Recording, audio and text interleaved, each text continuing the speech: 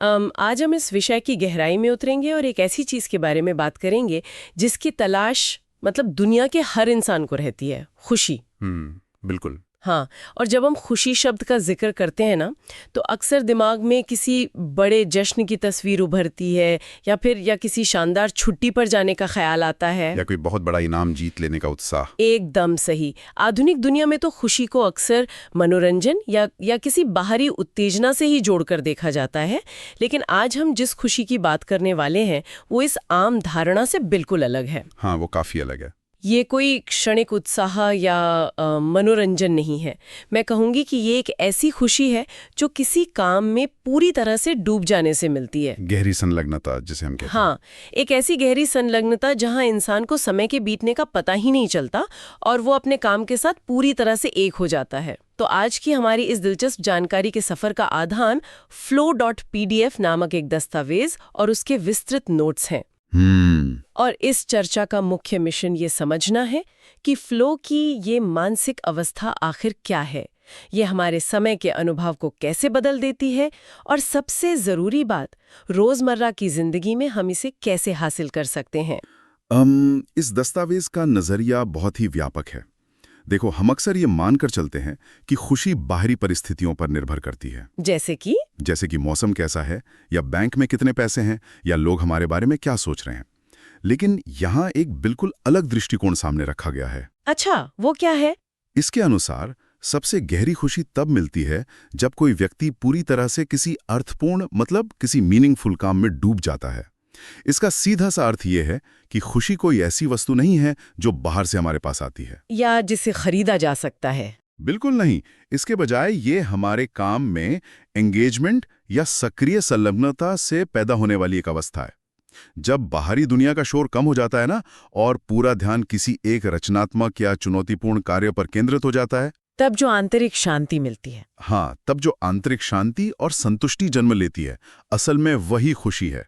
ये खुशी को देखने का एक बहुत ही व्यावहारिक नजरिया है, पर मैं सोच रही थी कि आखिर ये फ्लो की अवस्था काम कैसे करती है। ये एक अच्छा सवाल है। दस्तावेज के नोट्स इस स्टेट को कुछ इस तरह परिभाषित करते हैं कि यह एक ऐसी अवस्था है जहां पूरा का पूरा फोकस सिर्फ और सिर्फ उसी काम पर होता है जो सामने है। और इसमें काम में शारीरिक या मानसिक प्रयास तो लगता है? हाँ, प्रयास लगता है, लेकिन कोई स्ट्रगल या मानसिक संघर्ष महसूस नहीं होता। जैसे कोई संगीतकार जब अपनी धुन में खो जाता है, या कोई एथलीट जब मैदान पर होता है और उसे अपने आसपास के दर्शकों के शोर का कोई अंदाजा नहीं होता। सब कुछ बहुत सहज तरीके से होने लगता है। बिल्कुल। और अगर हम इसके पीछे के मनोविज्ञान को समझें तो इस फ्लो का सीधा और गहरा संबंध हमारे ध्यान यानी अटेंशन से है। अटेंशन से? हाँ। दस्तावेज में एक बहुत ही महत्वपूर्ण बात कही गई है कि खुशी असल में ध्यान को नियंत्रित करने यानी कंट्रोल ऑफ अटेंशन का ही दूसरा नाम है। ये बहुत गहरी बात है। किसी भी इंसान की जिंदगी की गुणवत्ता इस बात से तय नहीं होती कि उसके आसपास की दुनिया में क्या चल रहा है, बल्कि इस बात से तय होती है कि वो अपना ध्यान कहाँ लगाता है। चेतना की ऊर्जा ही हमारा ध्यान है। और ये एक सीमित संसाधन है ना? बिल्कुल सीमित है। हम एक ही समय में दुनिया की हर चीज पर ध्यान नहीं दे सकते, इसलिए हम इसे जहां खर्च करते हैं हमारा जीवन वैसा ही रूप ले लेता है। ये ध्यान वाली बात हमारे रोजमर्रा के अनुभवों से बहुत मेल खाती है। हाँ, बिल्कुल खाती है। स्रोत में इस बात के कुछ सटीक उदाहरण भी दिए गए हैं जो यह स्पष्ट करते हैं कि गलत जगह पे लगा ध्यान कैसे हमारी मानसिक स्थिति को बिगाड़ सकता है। जैसे चिंता का उदाहरण ले सकते हैं। हाँ, उदाहरण के लिए अगर ध्यान लगातार भविष्य की चिंता पर लगा है या उन चीजों पर लगा है जो हमारे नियंत्रण में नहीं है, तो उसका सीधा परिणाम तनाव होगा। एकदम सही। इसी तरह अगर ध्यान तुलना पर है कि दूसरों के पास क्या है और हमारे पास क्या कमी है, तो भीतर असुरक्षा की भावना पैदा होगी। हाँ, इनसिक्योरिटी। हमारा ध्यान ही हमारी वास्तविकता का निर्माण कर रहा है। बिल्कुल। और इसी विश्लेषण का सबसे अहम हिस्सा यह है कि जब हम अपना ध्यान किसी मीनिंगफुल काम पर लगाते हैं, किसी ऐसे काम पर जिसका हमारे लिए कोई स्पष्ट अर्थ है, तो हमें एक गहरी संतुष्टि मिलती है। फ्लो तभी पैदा होता है जब यह ध्यान पूरी तरह एक ही जगह टिक जाए। जब ध्यान बंटता नहीं है, तब मन की सारी ऊर्जा एक लेजर बीम की तरह काम करती है। लेजर बीम की तरह? हाँ, देखो, एक बिखरी हुई रोशनी कमरे को हल्का सा रोशन कर सकती है, लेकिन एक लेजर बीम इतनी केंद्रित होती है कि वो किसी भी चीज को पार कर सकती है। फ्लो की अवस्था में इंसान का ध्यान उसी लेजर बीम की तरह केंद्रित हो जाता है। तो ये समझना बहुत जरूरी है कि इस अवस्था तक पहुंचा कैसे जाए। अक्सर हम काम शुरू करते लेकिन कुछ ही मिनटों में ध्यान भटकने लगता है। हाँ, ये तो आजकल बहुत आम है। मतलब इंटरनेट पर कोई जानकारी खोजने के लिए ब्राउजर खोलते हैं और 40 मिनट बाद पता चलता है कि हम बिल्लियों के मजेदार वीडियो देख रहे हैं। हाँ, ये हम सबके साथ होता है। स्रोत के अनुसार फ्लो में जाने के लिए कुछ स्पष्ट शर्तें हैं और श्रोताओं के लिए ये जानना बहुत जरूरी है कि ये संतुलन कैसे बनता है। इसे एक वैज्ञानिक और तार्किक ढांचे के रूप में देखा जा सकता है। फ्लो में जाने की सबसे पहली शर्त है चुनौती और कौशल के बीच का एक सटीक संतुलन। मतलब चैलेंज और स्किल का बैलेंस। हाँ, इसे एक मानसिक तराजू की तरह समझा जा सकता है। अगर सामने मौजूद चुनौती बहुत आसान है और काम करने वाले का कौशल या स्किल बहुत ज्यादा है, तो मन बहुत जल्दी ऊब जाएगा, बोरियत महसूस होने लगेगी। बिल्कुल, क्योंकि दिमाग को पूरी तरह से व्यस्त रखने के लिए पर्याप्त मानसिक भोजन नहीं मिल रहा है। जैसे अगर किसी बहुत ही अनुभवी और माहिर खिलाड़ी को किसी ऐसे खेल में शामिल कर दिया जाए जहां कोई नियम ही ना हो या सामने वाले खिलाड़ी बिल्कुल नए हों। हाँ, एकदम सही उदाहरण है। कुछ ही देर में वह खेल में दिलचस्पी खो देगा क्योंकि उसे अपनी पूरी क्षमता का इस्तेमाल करने का मौका ही नहीं मिल रहा है। ठीक ऐसा ही होता है। और इस तराजू का दूसरा पड़ला भी उतना ही महत्वपूर्ण है। अगर चुनौती बहुत ज्यादा मुश्किल है लेकिन उसे पूरा करने के लिए जरूरी कौशल अभी विकसित नहीं हुआ है, तो घबराहट पैदा होगी। हाँ, परिणाम स्वरूप एंजाइटी पैदा होगी। इंसान को लगेगा कि ये काम उसकी क्षमता से बाहर है और वो तनाव का शिकार हो जाएगा। तो फिर फ्लो कहाँ है? फ्लो जोन इन दोनों ध्रुवों के ठीक बीच में पाया जाता है। अच्छा। जब चुनौती थोड़ी कठिन हो, जो इंसान को अपनी सीमाओं से थोड़ा आगे बढ़ने पर मजबूर करे, लेकिन उसे संभालने के लिए सही कौशल भी मौजूद हो। इस संतुलन में मन को भटकने का मौका ही नहीं मिलता और वो प्राकृतिक रूप से फोकस हो जाता है। इस प्रक्रिया को वीडियो गेम डिजाइन के उदाहरण से भी जोड़ा जा सकता है।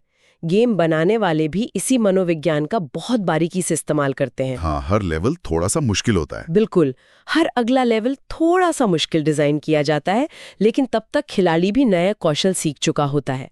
यही कारण है कि लोग घंटों तक बिना थके खेलते रहते हैं। सही कहा। लेकिन नोट्स में ये भी स्पष्ट किया गया है कि सिर्फ चुनौती और कौशल का संतुलन ही काफी नहीं है। इसके साथ दो और चीजें अनिवार्य हैं। हाँ, वो दो चीजें बहुत अहम है। पहला, स्पष्ट लक्ष्य होना चाहिए, यानी साफ तौर पर पता हो कि आखिर करना क्या है। और दूसरा, तुरंत फीडबैक मिलना चाहिए, यानी काम करते ही पता चल जाए कि प्रगति कैसी हो रही है। एकदम सही। ये दोनों तत्व मन को भटकाव से बचाने के लिए बहुत जरूरी हैं। जब लक्ष्य स्पष्ट होता है तो चेतना को पता होता है कि ऊर्जा किस दिशा में प्रवाहित करनी है, कोई दुविधा नहीं होती। और जब काम का तुरंत फीडबैक मिलता है तो इंसान अपनी गलतियों को सुधार कर तुरंत सही रास्ते पर आ सकता है। जैसे खेल के मैदान में एक बास्केटबॉल खिलाड़ी को गेंद फेंकते ही पता चल जाता है कि निशाना सही था या नहीं। उसे किसी समीक्षा रिपोर्ट का इंतजार नहीं करना पड़ता। बिल्कुल नहीं। यही स्पष्टता और तुरंत मिलने वाली प्रतिक्रिया मन को पूरी तरह से वर्तमान क्षण में बांध कर रखती है। और जब मन वर्तमान में इस तरह से पूरी तरह बंध जाता है तो भीतर के अनुभव में एक बहुत बड़ा बदलाव आता है। स्रोत में एक बहुत ही दिलचस्प विचार पेश किया गया है, इनर केओस को ऑर्डर में बदलना, यानी भीतरी उथल-पुथल को शांत करना। हाँ, ये एक ऐसा पहलू है जो आधुनिक जीवन की सबसे बड़ी समस्या का समाधान सा लगता है। इसे मनोविज्ञान में साइकिक एंट्रोपी या मानसिक बिखराव कहा जाता है। मानव मस्तिष्क का डिफॉल्ट स्वभाव ही बिखरा हुआ होता है। मतलब वो एक जगह टिकता नहीं है। हाँ, जब कोई स्पष्ट काम या लक्ष्य नहीं होता तो मन हजारों दिशाओं में भागने लगता है। अतीत की कुछ बातें याद आने लगती हैं, भविष्य की चिंताएं हावी होने लगती हैं या कई तरह की अधूरी इच्छाएं सामने आ जाती हैं। और ये सब तनाव पैदा करते हैं। बिल्कुल, ये सब मिलकर एक भीतरी शोर पैदा करते हैं जिसे हम तनाव या बेचैनी के रूप में महसूस करते हैं। फ्लो इसी बिखरी हुई ऊर्जा को एक दिशा प्रदान करता है। जब पूरी चेतना एक ही काम पर केंद्रित हो जाती है तो भीतर का सारा शोर अपने आप शांत हो जाता है। मन में एक व्यवस्था या ऑर्डर स्थापित हो जाता है। और मैं ये कहूंगी कि यही भीतरी शांति समय के अनुभव को पूरी तरह से बदल देती है। नोट्स में बताया गया है कि फ्लो की अवस्था में समय बहुत तेज भी लगता है और कभी-कभी बहुत गहरा भी महसूस होता है। ऐसा लगता है जैसे घड़ी की सुइयों ने काम करना बंद कर दिया हो। हाँ, और सबसे दिलचस्प बात यह है कि घंटों काम करने के बाद भी इंसान को थकान बहुत कम महसूस होती है। शारीरिक मेहनत हो सकती है लेकिन मानसिक रूप से एक अजीब सी ताजगी बनी रहती है। इसके पीछे का कारण बहुत तार्किक है। हमारी थकान अक्सर शारीरिक मेहनत से ज्यादा मानसिक बिखराव की वजह से होती है। मानसिक बिखराव? हाँ, जब मन एक ही समय में कई दिशाओं में भाग रहा होता है या जब हम एक साथ 4 काम करने की कोशिश करते हैं तो हमारी मानसिक ऊर्जा लीक हो रही होती है। इसे एक एनर्जी लीक की तरह समझा जा सकता है। मानसिक घर्षण बहुत ज्यादा होता है। बिल्कुल, लेकिन फ्लो की अवस्था में क्योंकि पूरी चेतना और ऊर्जा सिर्फ एक ही बिंदु पर केंद्रित होती है, वहां कोई मानसिक घर्षण नहीं होता, ऊर्जा बर्बाद नहीं होती। अच्छा, इसीलिए थकावट नहीं होती। हाँ, इसीलिए उस गहरी संलग्नता के बाद मानसिक थकावट के बजाय एक नई ऊर्जा का अनुभव होता है। ये ऊर्जा के रिसाव को रोकने वाली बात बहुत स्पष्ट है और इसी विश्लेषण से एक और बहुत बड़ा विरोधाभास सामने आता है जो आम धारणाओं को पूरी तरह से चुनौती देता है। वो फ्री टाइम वाला विरोधाभास? हाँ, स्रोत के अनुसार लोग अपने खाली समय यानी फ्री टाइम की तुलना में अपने काम के दौरान ज्यादा फ्लो महसूस करते हैं। ये बात शुरुआत में थोड़ी अजीब लग सकती है। ऐसा क्यों? क्योंकि आमतौर पर यही माना जाता है कि खाली समय और आराम ही खुशी के सबसे बड़े साधन हैं। हम अक्सर वीकेंड या छुट्टियों का इंतजार करते हैं ताकि कुछ न करना पड़े और हम खुश रह सकें। ये वाकई एक बहुत बड़ा विरोधाभास है, लेकिन जब हम फ्लो की शर्तों को देखते हैं तो इसका कारण बिल्कुल साफ हो जाता है। वो कैसे? जब कोई व्यक्ति काम कर रहा होता है तो अनजाने में ही फ्लो की बहुत सी शर्तें पूरी हो रही होती हैं। काम के माहौल में अक्सर लक्ष्य स्पष्ट होते हैं, प्रदर्शन पर फीडबैक मिलता है, एक निश्चित ढांचा होता है और कुछ ऐसी चुनौतियां होती हैं जिन्हें हल करने का कौशल व्यक्ति के पास होता है। हाँ, बात तो सही है। इसलिए काम के दौरान मन एक व्यवस्था में रहता है, लेकिन जैसे ही खाली समय मिलता है और वो बाहरी ढांचा गायब हो जाता है, दिमाग फिर से अपने पुराने बिखरे हुए स्वभाव की तरफ लौटने लगता है। उस खाली समय में अगर कोई सक्रिय लक्ष्य न हो तो मन जल्दी ही बोरियत या अकारण चिंताओं से घिर जाता है। इसका अर्थ यह है कि निष्क्रिय आराम करने से या घंटों सोफे पर लेटे रहने से वो गहरी खुशी नहीं मिल सकती जो किसी ऐसे काम से मिल सकती है जिसमें सक्रिय जुड़ाव हो। बिल्कुल। जैसे कोई नई भाषा सीखना, बगीचे में काम करना या कोई वाद्य यंत्र बजाना। खुशी पैसिव रेस्ट से नहीं बल्कि एक्टिव एंगेजमेंट से आती है। हाँ, सक्रिय जुड़ाव। स्रोत में ये भी बताया गया है कि कुछ लोग बहुत मुश्किल परिस्थितियों में भी फ्लो महसूस करते हैं। कलाकार, खिलाड़ी, वैज्ञानिक और शिल्पकार अक्सर इस अवस्था को ढूंढ लेते हैं क्योंकि वे लगातार अपनी सीमाओं को बढ़ाते रहते हैं। ये मानव स्वभाव का एक बहुत ही दिलचस्प पहलू है। मस्तिष्क को चुनौतियों की आवश्यकता होती है। जब हम अपनी क्षमताओं का विस्तार करते हैं, कुछ नया सीखते हैं या किसी मुश्किल समस्या को सुलझाते हैं, तब जीवन में एक ठहराव नहीं आता। जो लोग अपनी सीमाओं को लगातार चुनौती देते हैं वे असल में विकास कर रहे होते हैं, ग्रोथ हो रही होती है उनकी। बिल्कुल। और विकास की यही प्रक्रिया ही गहरे संतोष का कारण बनती है। बिना किसी चुनौती के चेतना एक ठहरे हुए पानी की तरह हो जाती है जिसमें विकार पैदा होने लगते हैं। इसलिए मुश्किल काम या चुनौतियां असल में हमारी चेतना को व्यवस्थित रखने का एक बहुत प्रभावी साधन है। या ये विचार भी आ सकता है कि क्या फ्लो केवल वैज्ञानिकों, एथलीटों या महान कलाकारों के लिए ही है? नहीं, ऐसा बिल्कुल नहीं है। हाँ, स्रोत बहुत स्पष्ट रूप से बताता है कि दैनिक जीवन की सामान्य परिस्थितियों में भी फ्लो का अनुभव किया जा सकता है। ये सिर्फ बड़ी और महान उपलब्धियों तक सीमित नहीं है। आम लोग अपनी रोजमर्रा की जिंदगी में भी इस अवस्था को प्राप्त कर सकते हैं। दैनिक जीवन में फ्लो लाने के व्यवहारिक तरीके बहुत ही सरल हैं। क्या तरीके हैं वो? सबसे पहला और सबसे महत्वपूर्ण कदम है एक समय में एक ही काम करना। आज के युग में जहां मल्टीटास्किंग को एक गुण माना जाता है, ये सबसे बड़ी चुनौती है। हाँ, हम हमेशा 2-3 काम एक साथ कर रहे होते हैं। दूसरा तरीका है ध्यान भटकाने वाली चीजों को दूर रखना। अगर कोई काम किया जा रहा है तो उस समय डिजिटल उपकरणों या अन्य बाधाओं को दूर रखना जरूरी है। और तीसरा तरीका सबसे रचनात्मक है, किसी भी साधारण काम को एक चुनौती में बदल देना। उदाहरण के लिए अगर बर्तन धोने या सफाई करने जैसे किसी साधारण काम को ही ले लिया जाए। हाँ, जो कि बहुत ही बोरिंग काम लगता है सबको। आमतौर पर लोग इसे जल्द से जल्द खत्म करना चाहते हैं, लेकिन अगर कोई ये लक्ष्य तय करे कि आज वो इस काम को पहले से कम समय में अधिक कुशलता से और बिना कोई गलती किए करेगा, तो वो नीरस काम भी एक मानसिक चुनौती बन जाता है। बिल्कुल सही। अपनी प्रगति पर ध्यान देना और हर छोटे काम के लिए एक सार्थक लक्ष्य निर्धारित करना उस काम को अर्थपूर्ण बना देता है। और जब किसी भी काम को इस तरह से किया जाता है तो मन स्वाभाविक रूप से उसमें डूब जाता है। और ये बात केवल काम या कार्यों तक ही सीमित नहीं है। स्रोत में एक बहुत ही महत्वपूर्ण विषय पर बात की गई है, रिश्तों में फ्लो। रिश्तों में फ्लो? हाँ, जब हम किसी से बातचीत कर रहे होते हैं और बिना किसी भटकाव के, बिना अपना फोन देखे, पूरी तरह से प्रेजेंट रहकर सामने वाले की बात सुनते हैं, तो वो साधारण सी बातचीत भी एक गहरा अनुभव बन सकता है। आज के समय में रिश्तों में ध्यान की कमी एक बहुत बड़ी समस्या बनती जा रही है। बहुत बड़ी समस्या है। जब दो लोग बात कर रहे होते हैं और एक का ध्यान कहीं और होता है, तो बातचीत का स्तर बहुत सतही रह जाता है। इसे रिश्तों की एंट्रोपी भी कहा जा सकता है। हाँ, रिश्तों का बिखराव। लेकिन जब सामने वाले को पूरा ध्यान दिया जाता है, बिना किसी पूर्वाग्रह के उसकी बातों को सुना जाता है, तो वो जुड़ाव अर्थपूर्ण हो जाता है। इंसानी कनेक्शन में जब ध्यान की पूर्णता होती है, तो दोनों व्यक्तियों के लिए वो एक बहुत ही शांत और संतोषजनक अनुभव बन जाता है। इस पूरी चर्चा में एक बहुत ही तकनीकी लेकिन महत्वपूर्ण शब्द सामने आता है, ऑटोटेलिक पर्सनालिटी या ऑटोटेलिक व्यक्तित्व। ऑटोटेलिक, इसका क्या मतलब है? ये शब्द दो ग्रीक शब्दों से मिलकर बना है। ऑटो यानी स्वयं और टेलोस यानी लक्ष्य। इसका अर्थ है एक ऐसा व्यक्ति जिसके लिए कोई भी काम स्वयं में ही एक लक्ष्य है। अच्छा। वो किसी भी काम को इसलिए करता है क्योंकि उसे उस काम की प्रक्रिया या प्रोसेस में ही आनंद आता है। इसका मतलब है कि ऐसे व्यक्ति के लिए बाहरी इनाम, जैसे कि उस काम से मिलने वाला पैसा, शोहरत या दूसरों से मिलने वाली प्रशंसा प्राथमिक नहीं होते। नहीं, वो सेकेंडरी होते हैं। काम करने की प्रक्रिया ही उनके लिए सबसे बड़ा इनाम बन जाती है। जब कोई व्यक्ति बिना किसी बाहरी दबाव के केवल काम के प्रति अपने जुड़ाव की वजह से काम करता है, तो फ्लो स्वाभाविक रूप से आ जाता है। ऐसे लोग जीवन के हर छोटे बड़े अनुभव में आनंद खोजने में माहिर होते हैं। और ये आंतरिक नियंत्रण का सबसे बड़ा उदाहरण है। हम बाहरी माहौल को पूरी तरह से नियंत्रित नहीं कर सकते।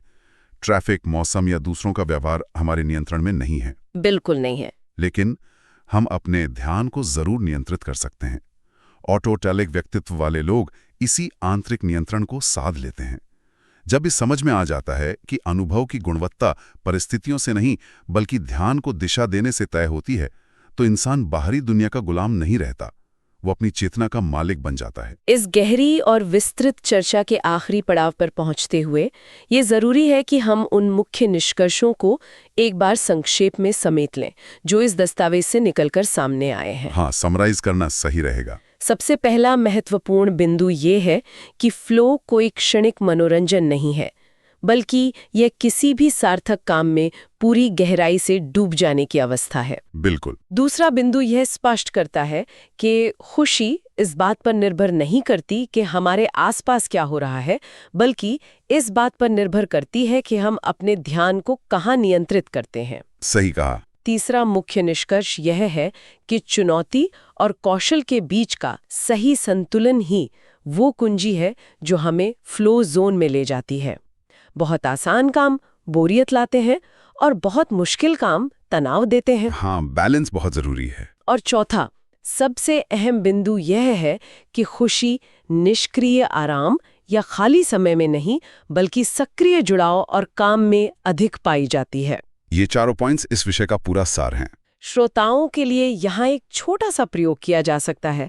आज के दिन में किसी भी एक साधारण काम को चुना जा सकता है, जैसे चाय बनाना, किसी को ईमेल लिखना या कोई किताब पढ़ना। कोई भी रोजमर्रा का काम। हाँ, और उस एक काम को बिना किसी भटकाव के, बिना किसी अन्य विचार के, पूरे ध्यान के साथ करने की कोशिश की जा सकती है।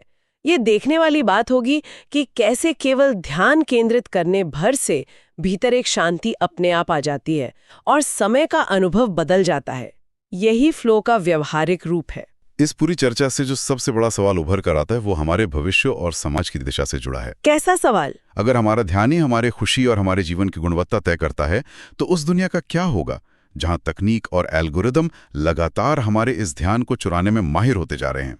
ये तो बहुत ही डराने वाला विचार है। हाँ, अगर इंसान अपनी चेतना को एक जगह केंद्रित करने की क्षमता यानी फ्लो को हासिल करने की कला भूल जाएगा, तो क्या हम केवल बाहरी उत्तेजनाओं पर निर्भर होकर रह जाएंगे? यही एक ऐसा विचार है जिस पर गहराई से सोचने की जरूरत है, क्योंकि ध्यान का नियंत्रण ही अंततः हमारे जीवन का नियंत्रण है। बिल्कुल, ये वाकई सोचने वाली बात है।